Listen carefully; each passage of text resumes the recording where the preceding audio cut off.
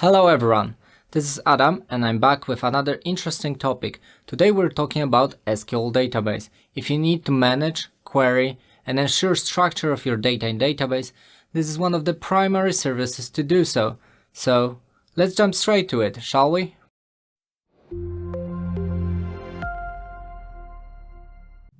So to talk about SQL Database, we need to understand the basics.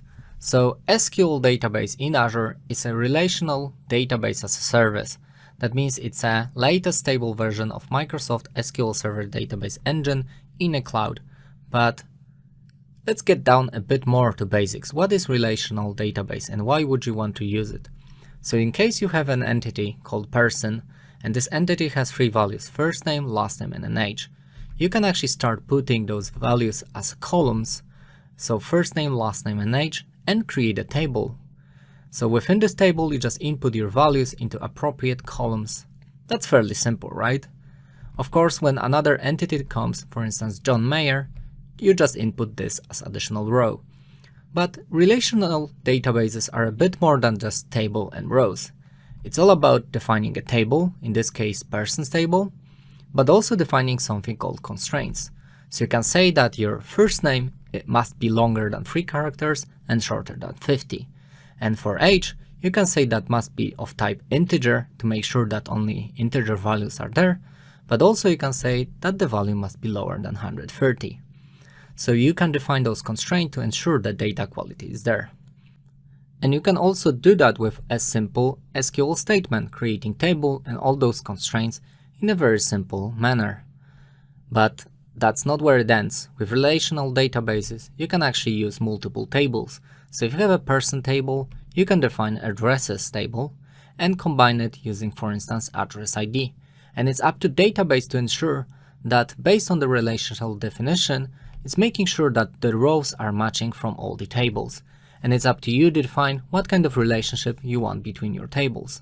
Of course, if you want, you can combine multiple tables using relational database models. And of course, once you do that, database again ensures the quality stays there. But what is great here is that if you have all those relationships defined, you can actually combine data from multiple tables using SQL queries to, for instance, calculate how many orders were there per country. This is a powerful feature of the relational databases. So why would you use relational databases? Well, of course, because if you're using structured data, you can actually manage it very well using schema, constraint, and relationships. But also, if you want to use those rich query capabilities to explore your data, then relational databases are perfect choice for you. With that said, we can actually go to the database itself, the Azure SQL Database. Azure SQL offers 3 deployment methods. First one is a single database. It's a fully isolated and fully managed database for you. So simply said, this is a SQL server migrated to the cloud, redesigned a bit to fit the cloud needs and cloud's capabilities. You additionally have something called Elastic Pool. So you can actually have multiple single databases that would share resources across. There are several scenarios where you do want it, and we're gonna talk about those in a couple of minutes. And the third option is manage instance. So since single database is migrated SQL server to the cloud, why would you want manage instance? Because single database when moved to the cloud had to get rid of some features in order to be really cloud ready solution. But if you need a full capabilities of this SQL server and you want to manage all those capabilities by yourself, manage instance is there for you. Of course, it's the most pricey of all the options, so make sure that you only use it for lift or shift scenarios or where the set of features that you need are only available on the SQL server on premise. Otherwise, always try to design for a single database in a cloud. So one important thing to understand here is when you're going to be creating SQL database in a cloud, you're going to be actually creating 2 objects. One of them is SQL Server Database, and the second one is SQL Database Server. So the server, think of it like a logical unit. It's a central administrative unit where you can manage your single database or pooled database What kind of things? Like logins, firewall rules, auditing, threat detection, etc, etc. And a single server can contain multiple databases. If you've been working with SQL Server on-premise, this is pretty much identical here. And Azure SQL Database offers you to buy database in 3 pricing tiers, or maybe not pricing tiers, but pricing models. First one is DTU, this is the Database Transaction Unit. It's Microsoft unit of performance, something like in the middle between vCores, memory, IOPS and other metrics. But it's really hard to estimate this way. And recently Microsoft introduced a vCore base, so you basically buy virtual cores. This is a currently recommended way to buy it, and it's also easier to estimate. If you're moving from on-premises, you most likely already know how many virtual cores do you need for your database to be really well suited for this. And lastly, you have serverless. Currently this is a vCore, and I will talk about serverless just a bit. The major difference here is that for DTU, you scale storage together with compute. So that twice the compute, twice the storage you get, which is not ideal because even if you're not using that storage, you get twice the storage with every pricing tier up. But with vCore, you can actually scale storage independently from the compute. So you can say, I want only 5 gigs of RAM and 5 cores, and then 100 of gigs of memory, storage, or other way around. You can say, I want very small storage, but I want very powerful machine. Additionally, because this is a virtual core based purchasing model, you can use hybrid benefit. So if you have those SQL Server licenses ready, you can actually use them in a cloud. So we were talking about this elastic pool. When would you use elastic pool? Since I already said this is a shared capacity that must involve more than one database. So if your database has very uneven use during the day, maybe more during the early stages of the day and less during the later stages, or maybe very rarely it's used, maybe for reporting purposes only, this will mean that you need to scale your database to a certain level, for instance 20 DTU, to make sure your users will never feel slowdown, so a bit above what you need. But if you have 2 databases with similar usage but maybe differently span across the day, the second database you will also need to scale it up to 20 DTUs. As you can imagine, that means you're paying for 2 databases for 40 DTUs. But what would happen if you would overlay this and put it on a single diagram? You would get something like this. As you can see, the usage spans really nicely across the day, across multiple databases. Even though during one period of the time you're overusing 20 DTUs, that means you can actually still scale to 30, but 30 DTUs is still smaller than 40. So you're only paying 30 DTUs in this case, so you're saving up money. This elastic pool allows you to share resources across multiple databases. Therefore, it's perfect for scenarios where you have many databases. What would be the scenario like this? Well, for instance, developing an applications like software as a service, where you spread multiple clients into multiple databases. They will unevenly use those databases, so elastic pool is perfect here. And we were also talking about the serverless. What is the serverless? You would have scenarios where your database will be only one, so you cannot share resources because you don't have to share it with anyone. But you still have very uneven usage. Maybe only during the first part of the day you use the database, and maybe you don't during the second part. With serverless, you can actually say that you want to scale database between 1 and 4 vCores, like an automatic scaling. And with this knowledge, Microsoft will track your usage. And based on tracked usage, you will pay only for what you use. But notice something interesting. You paid only for what you use plus a bit more. Why is that?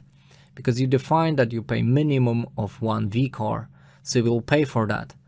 But also notice something. Near the end here, the diagram dropped, and that's not my mistake. There was actually a period of inactivity here. And with serverless, you can actually say that if your database is inactive for some time, please turn it off. And then you're gonna pay literally 0. Of course, with this model, you're gonna pay for bit more for usage, so you really nicely need to plan your usage ahead. If you don't know, you can switch it back and forth to see what your usage is. But if you do it design very nicely and you have very rare usage of database, this might be very perfect scenario for you. So that's the serverless pricing. When it comes to additional features, database is all about data quality and protection of your data, because data is currently most valuable asset on the planet. Therefore, SQL database comes with all those availability features like automatic backups, point-in-time restores, so you just can one click and get back in time to a specific time of your database. You have active geo-replication across regions.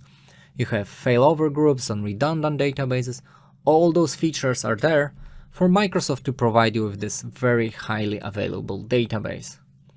And all those features are again for you to protect your data, store your data, manage your data, and ensure quality of your data.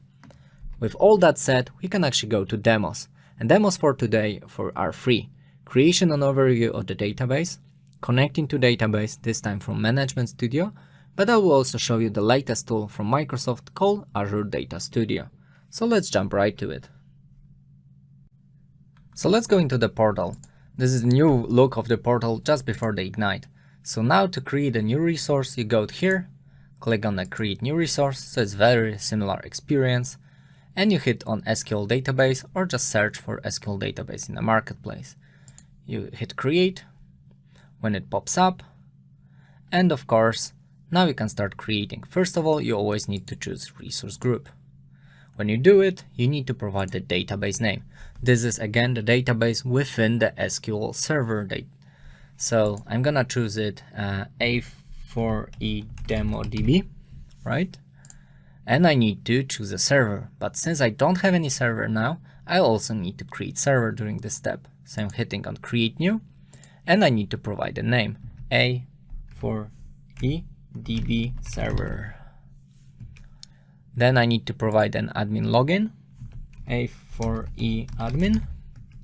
I need to provide a password.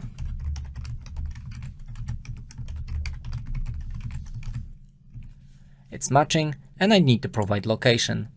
As always, I'm choosing North Europe because it's the closest data center to me. Hitting OK. And you have the checkbox. Do you want to use Elastic Pool? As we were saying, if you have this scenario where you're going to be sharing resources, select yes, otherwise leave it at no. And very important, configure database. Because by default, what you're purchasing will be generation 5, 2 vCores, 32 gigs of storage. So it's quite big database. If you're just testing, make sure to take smaller. Hit on configure database, and you're presented with this UI. First important thing is to notice, on the very top, you have the pricing tiers. You have general purpose, hyperscale, and business critical. But also, if you look here, looking for other tiers, if you move here, you have basic, standard, and premium. Basic, standard, and premium are DTU based. All of them are DTU based. Notice that basic is 5 DTU, standard is from 10 to 3000 DTU, and premium is from 125 to 4000 DTU. Of course, as soon as you slide that slider, you get the pricing estimation for your database. And if you go to vCore based purchasing model, you have general purpose, hyperscale, and business critical. Of course, those are the more beefier type of servers. As you can see, the most difference is here with the IOPS, right? From 7000 IOPS on general purpose, so IO operations per second, so your disk speed, for 200,000 for hyperscale and business critical. So getting those SSD drives, really fast drives there. So with general purpose, you can choose how many cores do you want. And here's also that serverless option that we were talking about. But I will actually go and create a simple database. So I'm gonna choose the standard, maybe take 20 DTU. And remember that we are saying for DTU, you scale storage the same way you scale the DTU. So even if I move the slider to 100 megabytes, I'm still paying the same as for 250 gigabytes because this is already paid for. So I'm just gonna leave it and hit apply. So right now I will be creating a SQL server called A4E DB server with one database inside A4E DE mod demo DB, and that's gonna be pricing standard S1. So basically standard is this S and 1 is the position on the slider. So that will be 20 DTUs, 250 gigs of storage. Hit review and you can actually hit create. This will take about 1 minute, so I will actually skip ahead. Okay, so my database was created. That means I can actually go to my resource group and see what was created. If you hit on this, you will go to resource group and you will notice that you have your SQL server here. I will actually refresh. I actually had to refresh second time to get the database. So as we were creating, we got two resources, an SQL server, that's our centralized unit for managing databases, and an SQL database. So let's go into both to see what do we have here. In the database, in the overview tab, you have the most important thing, the status online. Notice that there's no stop button because you cannot stop database. The only tier that allows you to stop database is the serverless. Otherwise, you will pay for entire month of usage, regardless if you use it or not. The only thing you can do to reduce costs is scale pricing tier.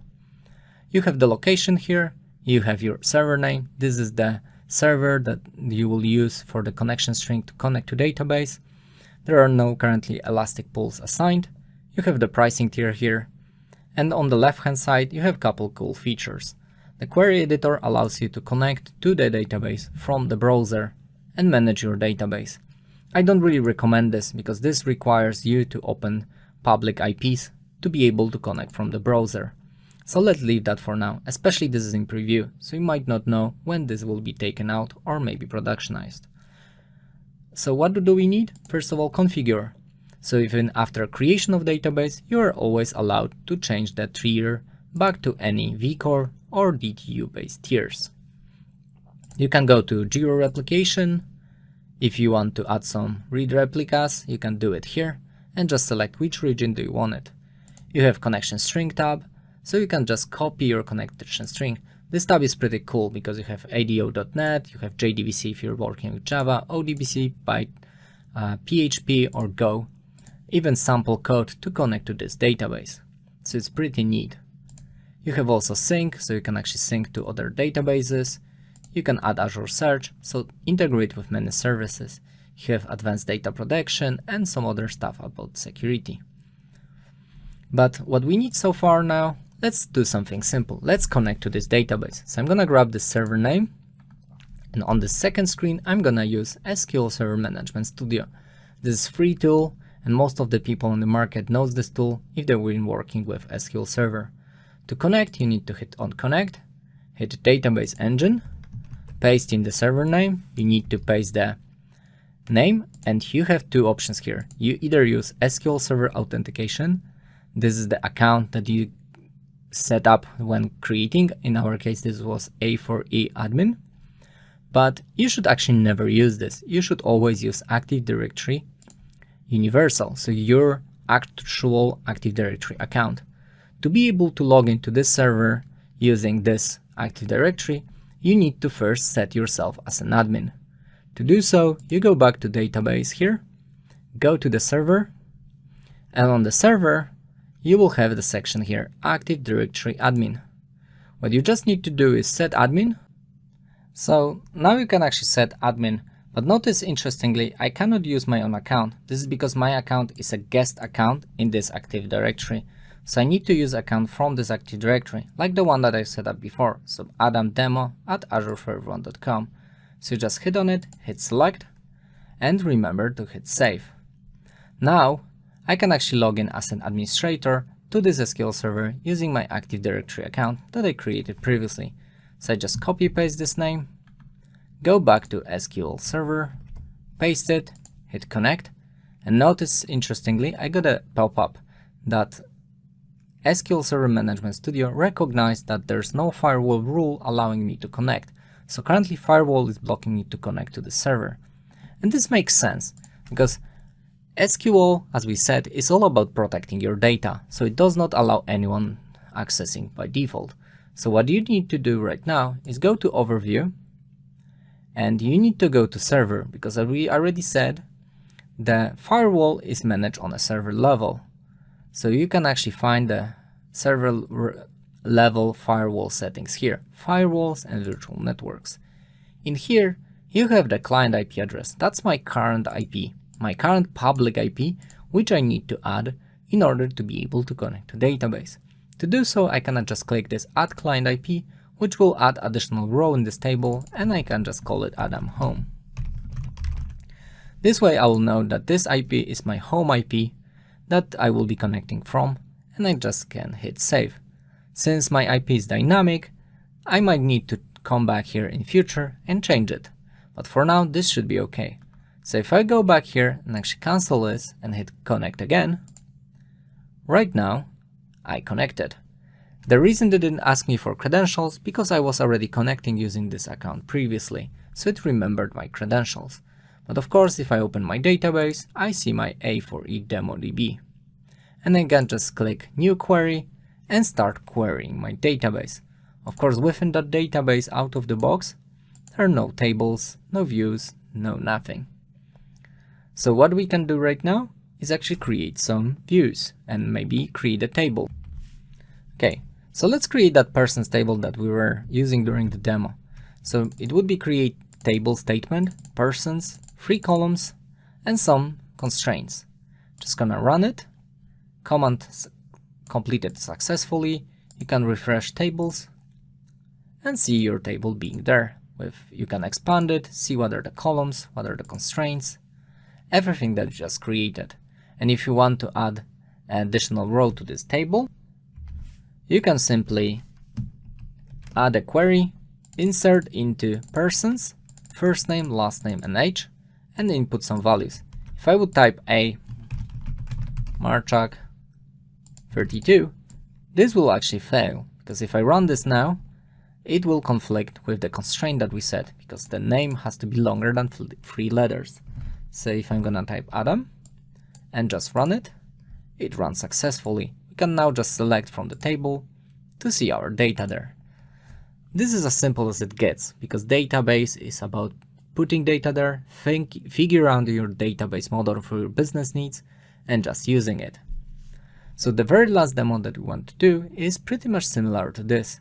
Let's open the same scenario using Azure Data Studio.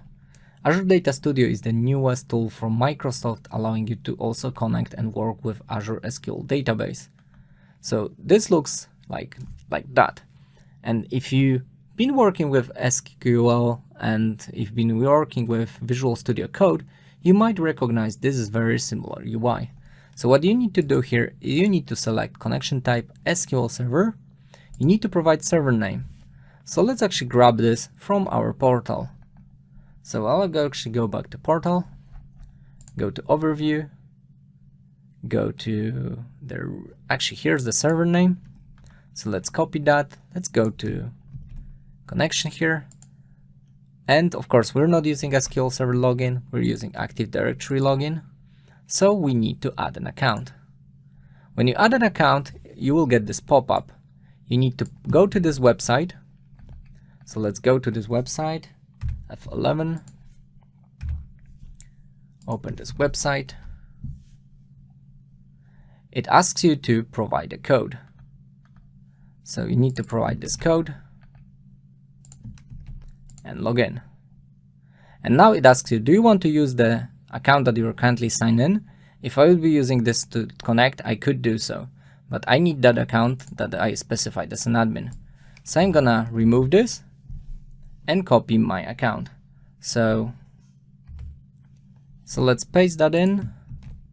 That was our Adam demo account. Go next, provide a password, and just copy the password. And it says you have signed into Azure Data Studio. You can actually close this tab at that point, full screen that, and go back to the Data Studio. Notice that I'm already logged in. If this works, I can actually expand database section to get the list of databases. Because I've got master and A4E demo DB, that means I logged successfully using this account.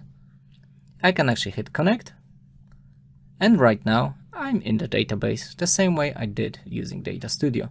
The interface is quite different, but I like this interface much more than the than the Management Studio, because it has new features, it scales nicely with UI, because you just simply hit F1, go zoom in, and the entire interface zooms in. And there's new features coming in, because you have some notebooks, queries, backups, restoring, an additional feature coming in. You have even Git integration from here. But this tool is very similar. As you see, you can just select from your table and just run it. Same stuff with Management Studio, same stuff here.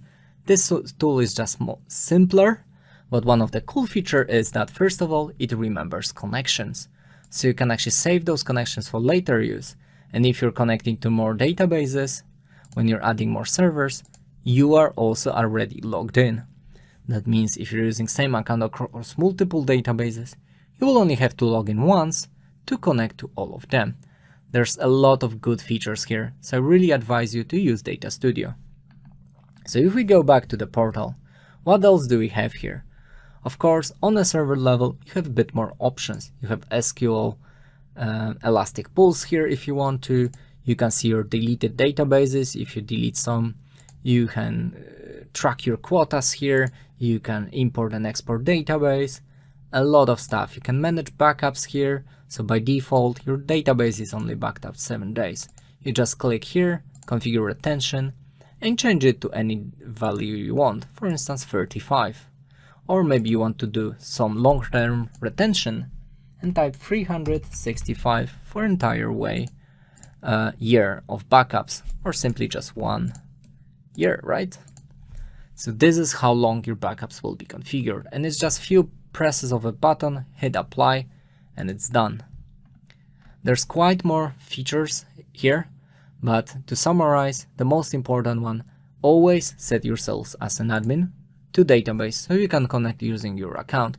Literally, you can actually forget about that Active Directory admin account. You should really never use it anyway.